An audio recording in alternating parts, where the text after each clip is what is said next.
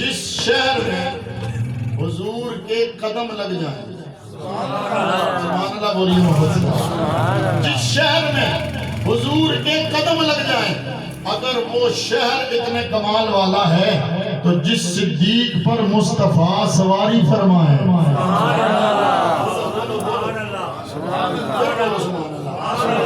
جس صدیق کے کندھوں پہ مصطفیٰ سواری فرمائے، اور اگلی بات جس علی کو مصطفیٰ کندھوں پہ بٹھائے، اور قبلہ علامہ صاحب نے آپ کو جو روایات دو سنائی نا، یہی میرے سیدی اعلیٰ حضرت کا مسلک ہے، بولو نا، یہی مسلک رضویہ ہے، یہی فکر رضا ہے کہ تم تولنے نہ بیٹھ جاؤ، بولو بولو سبحان اللہ، تم تولنے نہ بیٹھ جاؤ۔ سیدی اعلیٰ حضرت عظیم البرکت مجدد دین و ملت نے مطلع القمرین میں اسی بات کو نقل فرمایا ہے، فرماتے ہیں سرکار کے 4 یاروں کی شان جب تم دیکھو گے، ان میں سے جس کی شان دیکھو گے وہی سب سے اونچا نظر آئے گا، بولیے سبحان اللہ، جس کو دیکھو گے وہی سب سے اونچا نظر آئے گا، یعنی اگر اس کی تشریح کرو تو یوں بنے گی، ابو بکر کو دیکھو گے، اس کے فضائل دیکھو گے، اس کی شان عظمتیں دیکھو گے، تم سمجھو گے ابو بکر سے بڑا تو کوئی ہو ہی نہیں سکتا، جب عمر کی شانیں دیکھو گے تم کہو گے عمر سے بڑا تو کوئی ہو ہی نہیں سکتا، عثمان کو دیکھو گے تم کہو گے عثمان سے زیادہ شان والا تو ہو ہی نہیں سکتا ہے، علی المرتضیٰ کو دیکھو گے تم کہو گے ان سے زیادہ شان والا تو ہو ہی نہیں سکتا ہے، باوجود اس کے سیدی اعلیٰ حضرت عظیم البرکت نے افضلیت صدیق اکبر پہ کلام فرمایا، رسائل لکھ کے پوری باتیں کی ہیں، اور مطلع القمرین میں افضلیت شیخین کو ثابت کیا، لیکن اسی میں لکھا ہے وہ افضلیت کوئی اور شے ہے، افضلیت کوئی اور شے ہے، باقی جو جزوی اور ذاتی جس کی فضیلتیں ہوتی ہیں اگر ان میں سے جس کو بھی دیکھو گے، بلکہ میرے اعلیٰ حضرت عظیم البرکت نے تو اور صحابہ کے نام بھی لکھے ہیں، کہا ایک خصوصیت طلحہ کو بھی حاصل ہے، کچھ خصوصیات زبیر کو بھی حاصل ہے، کچھ جناب اسامہ کو بھی حاصل ہے، کچھ جناب زید کو بھی حاصل ہے، کچھ جناب زبیر کو بھی حاصل ہے، ان میں سے کسی کو میرے نبی نے اپنا محبوب کہا، کسی کو کہا تجھ پہ میرے ماں باپ قربان ہو جائیں، کسی کو کیا اس لیے اعلیٰ حضرت فرماتے ہیں کہ اگر تم کہو کہ من کل الوجوہ کسی ایک کو فضیلتیں دے دو گے تو پھر یہ کوئی فضیلت باقی نہیں بچے گی، اس لیے کہ ہر ایک کے اندر کوئی نہ کوئی وصف ایسا ہوتا ہے، اسی لیے تو ہم کہتے ہیں ابو بکر صدیق مصطفیٰ کا یار مزار ہے، اور جنت میں بھی میرے نبی کے ساتھ ہوں گے، علی کون ہے، عمر کون ہے، عثمان کون ہے،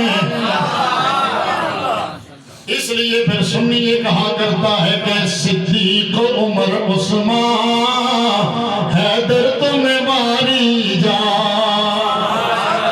صدیق عمر عثمان حیدر تمہیں ماری جا، صدیق عمر عثمان حیدر تمہیں ماری جا، میرے کملی والدہ ہر یار بڑا سونا،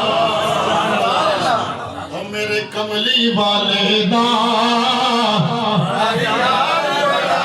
سونا، سارے کہہ لو میرے کملی والدہ ہر یار بڑا سونا، اس میں مزہ جاوے میرے کملی والدہ ہر یار بڑا سونا، ہے میرے کملی والدہ سورب دی مدینے دا دلدار بڑا سونا، توجہ فرمائیے ذرا، اب جو بات میں کر رہا ہوں جناب صدیق و حضرت مولا کائنات جناب حیدر کرار، ان کی محبت کیا ہے، توجہ ہے، ایک دن جناب حضرت سیدنا صدیق اکبر رضی اللہ تعالی عنہ حضرت مولا کائنات کے پاس کھڑے ہیں اور دیکھ کے ہنسنا شروع ہو گئے، مسکرانا شروع ہو گئے. سرکار مولا کائنات نے پوچھا اے ابو بکر خیریت ہے مسکرا کیوں رہے ہیں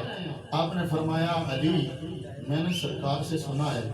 جنت میں وہی جائے گا جسے ٹکٹ علی دے گا. بولو بولو بولو سبحان اللہ. اعلیٰ حضرت فرماتے ہیں نا کہ مولا کائنات کو سرکار نے قسیم النار فرمایا کہ علی تو لوگوں میں جنت اور جہنم کی ٹکٹیں بانٹے گا. مطلب کیا ہے جو دشمن حیدر کرار ہوگا جہنم کی طرف جائے گا جو مولا علی کا حقدار ہوگا. حضرت مولا کائنات کو دیکھ کر جناب صدیق اکبر فرماتے ہیں اے علی میں نے سرکار سے سنا ہے جنت کی ٹکٹیں تو تقسیم فرمائے گا پل صراط سے وہی گزرے گا جسے علی ٹکٹ عطا کرے گا. مولا کائنات مسکرا کے فرمانے لگے اے صدیق اکبر مجھ سے بھی ایک بات سن لو